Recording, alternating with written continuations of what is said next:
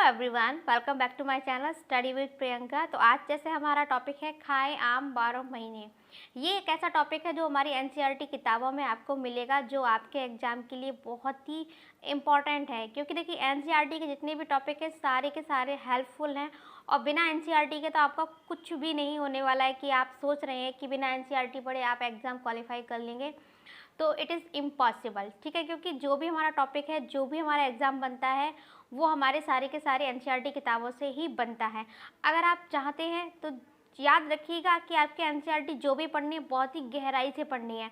उनकी जो भी एक भी लाइन है ना, आपको इतने डीपली दे रखे होते हैं कि आप अगर उसको हल्के में लेंगे ना और वही लाइन आपको एग्ज़ाम में मिल जाएगी ना, तो आप तो बस यही सोचते रह जाएंगे कि ये एग्ज़ाम में आया तो क्वेश्चन आया कहाँ से। तो जैसे कि हमारा टॉपिक है कि एनसीईआरटी में खाएं आम 12 महीने, तो इस टॉपिक के माध्यम से यानी कि तो हम बच्चों में ये देखना चाहते हैं, ये तर्क शक्ति पैदा करना चाहते हैं कि कोई भी चीज़ हम कैसे संरक्षित करें और क्या क्या तरीके होते हैं उस चीज़ को, कोई भी चीज़ को संरक्षित करने के तरीके से क्या, और आपके फैमिली वालों से भी आपको इसमें डिस्कस करने के लिए भी बताया गया है इस पार्ट में खाएं आम 12 महीने में, कि दादी माँ क्या करती हैं, ऐसे कौन कौन से तरीके अपनाती हैं कि आप उस चीज़ को संरक्षित कर सकें।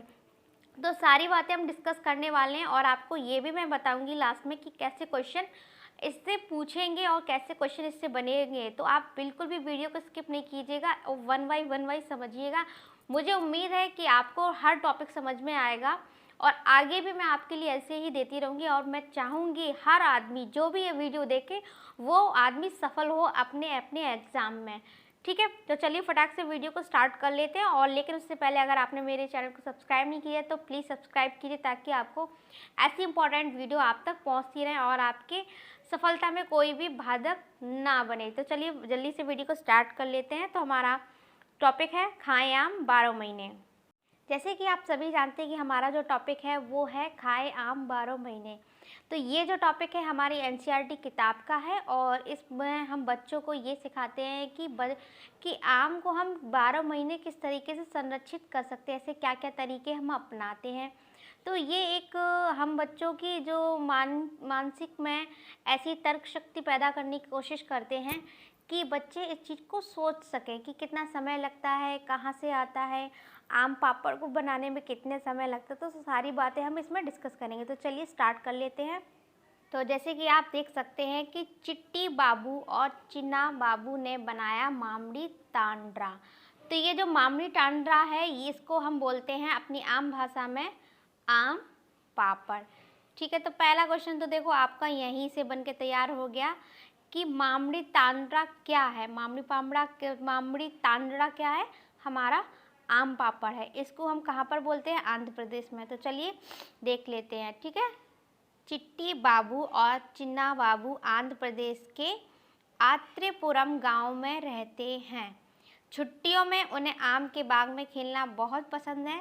जब पेड़ आम से लदे रहते तो उन्हें कच्चे आम को काटकर नमक मिर्च लगाकर खाना भी बहुत पसंद है। ठीक है, तो याद रखिएगा ये कहाँ की घटना हो रही है, कहाँ की घटना बता रहे हैं। तो ये आंध्र प्रदेश के बारे में है, और आंध्र प्रदेश में ही हम क्या आम पापड़ को किस नाम से जानते हैं? मामड़ी तांड्रा। याद रखिएगा, अगर मामड़ी तांड्रा आपसे क्वेश्चन पूछ लिया जाए कि इसको हम कहाँ पर जानते हैं, तो आंध्र प्रदेश आपको याद रखना है। ठीक है, अब हम नेक्स्ट देखते हैं। उनके घर में उनकी अम्मा कच्चे आम को अलग अलग तरीके से पकाती है। तो इसमें बेसिकली ये बताया गया है कि बच्चे को हम ये सिखाते हैं कि आम को किस तरीके से संरक्षित कर सकते हैं। ऐसी तर्क शक्ति हमें क्या है बच्चों के अंदर लानी है कि आम या कोई भी चीज़ है आप उसको किस तरीके से संरक्षित कर सकते हैं। लेकिन आज हमारा जो टॉपिक है वो है कि आम खाएं 12 महीने। तो 12 महीने हम किस तरीके से आम संरक्षित कर सकते हैं। तो इससे अलग अलग तरीके से आपके एग्जाम में क्वेश्चन पूछे जाते हैं, और मैंने खुद भी देखे हैं कि किस तरीके से पूछे। अभी मैं आपको बताऊंगी लास्ट में कि क्या क्या इस टॉपिक से क्वेश्चन बनेंगे, तो ध्यान से देखिएगा। तो है आम का अचार 3-4 तरीके से बनाती हैं। यानी कि आम को अगर हम संरक्षित करने की बात करें तो पहला तो यही है कि आम को हम क्या कर सकते हैं? अचार बनाकर लंबे समय तक संरक्षित कर सकते हैं। आम का यह अचार साल भर चलता है। यानी कि आपको पता है कि आम का अचार कितने चलता है? साल। अगले मौसम में आम आने तक, यानी कि 12 महीने आम चल सकता है और आप अगले मौसम के आने तक, जैसे आप सभी को पता है कि आम को संरक्षित सबसे करने का तरीका क्या है कि आप आम का अचार डाल लीजिए, ठीक है। तो फिर देखते हैं कि क्या बताया गया है। हमारी एनसीईआरटी किताब के जो टॉपिक है बहुत ही अच्छे रहते हैं और बहुत क्वेश्चन भी इससे आते हैं। देखिए अब इससे क्वेश्चन कैसे बनेगा, देखिए एक दिन शाम को खाना खाते समय चीना बाबू ने कहा कि अम्मा इतने आम पके रखे हैं, उनका मामड़ी तांड्रा यानी कि आम पापड़ बनाओ ना। फिर उनके अप्पा ने कहा यह तो 4 हफ्तों को मेहनत करने वाला काम है। तो याद रखिएगा, आपसे ये भी पूछा जा सकता है कि आम पापड़ बनने में कितना समय लगेगा। तो याद रखिएगा सिर्फ 4 हफ्तों का मेहनत वाला काम है। अगर तुम दोनों मदद करोगे तो यह सब मिलकर मामड़ी तांडा बनाएंगे यानी कि आम पापड़, ठीक है। अब देखिए क्या क्या चाहिए रहेगा हमें, वो भी हम देख लेते हैं। तो भाइयों ने मदद के लिए जल्दी से हामी भर दी। अगले दिन सुबह दोनों भाई अपने अप्पा के साथ बाजार गए। वहाँ से चटाई, कैजुरेना पेड़ के डंडे, नारियल से बनी रस्सी, गुड़ और चीनी खरीद कर लाए। यानी कि इतनी चीज़ों की तो आपको आवश्यकता होगी। क्वेश्चन में ये आया है कि आपको आम पापड़ बनाने के लिए जो चीज़ें चाहिए उसको सीक्वेंस में लगाई, इस तरीके से भी आपसे पूछ सकते हैं।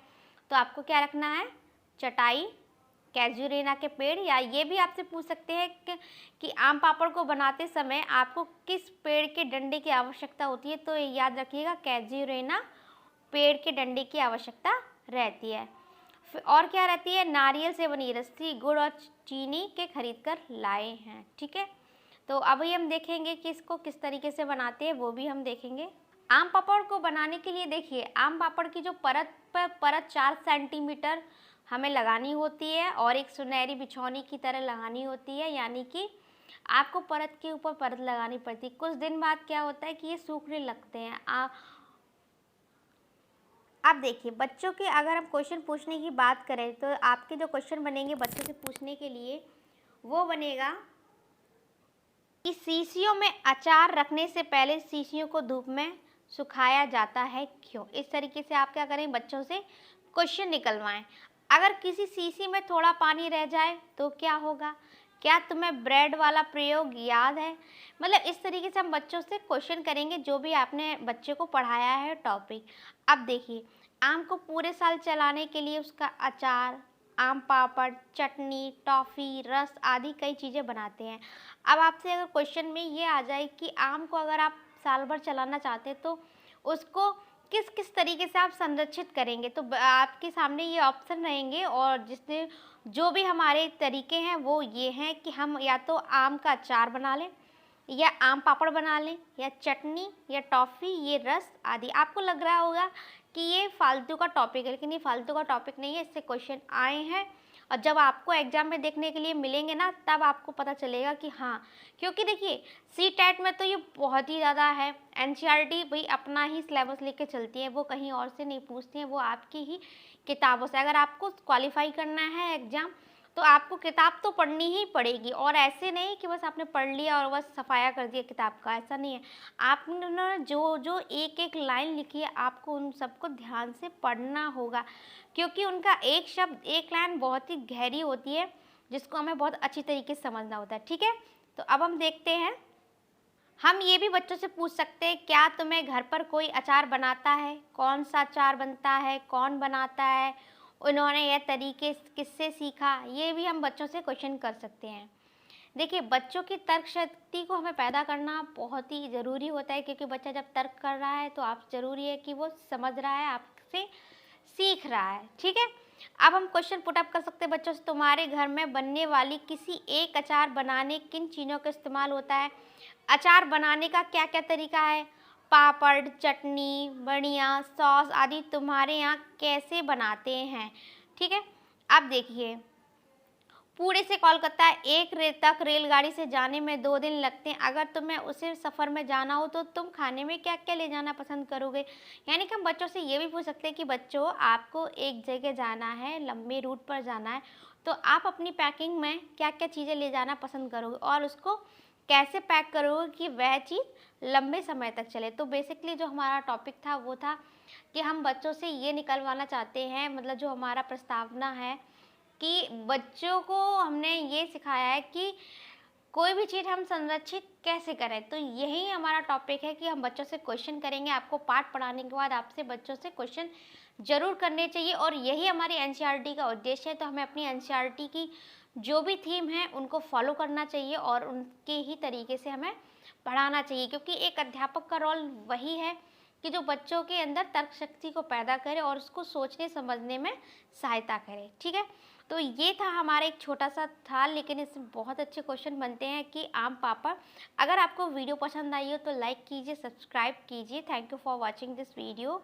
एंड हम ये भी देखेंगे बाद में और भी ऐसे टॉपिक आएंगे जो हमारे एनसीईआरटी से रिलेट करते होंगे। तो आगे भी हम ऐसे टॉपिक लाते रहेंगे जो हमारी एनसीईआरटी से होंगे। अगर आपको एग्ज़ाम क्वालिफाई करना है, आप मेहनत करना शुरू कर दीजिए अभी से, क्योंकि आपका एक एक दिन, एक एक पॉइंट, एक एक लाइन आपकी सफलता के लिए बहुत ही महत्वपूर्ण है। आप बस ये सोचिए कि आपका एग्ज़ाम क्वालिफाई हो जाएगा तो आपके सारे रास्ते खुल जाएंगे। ठीक है, तो मेरे चैनल पर बने रहिए, सब्सक्राइब कीजिए, लाइक कीजिए। Thank you for watching this video and wish you all the best for your guys exam.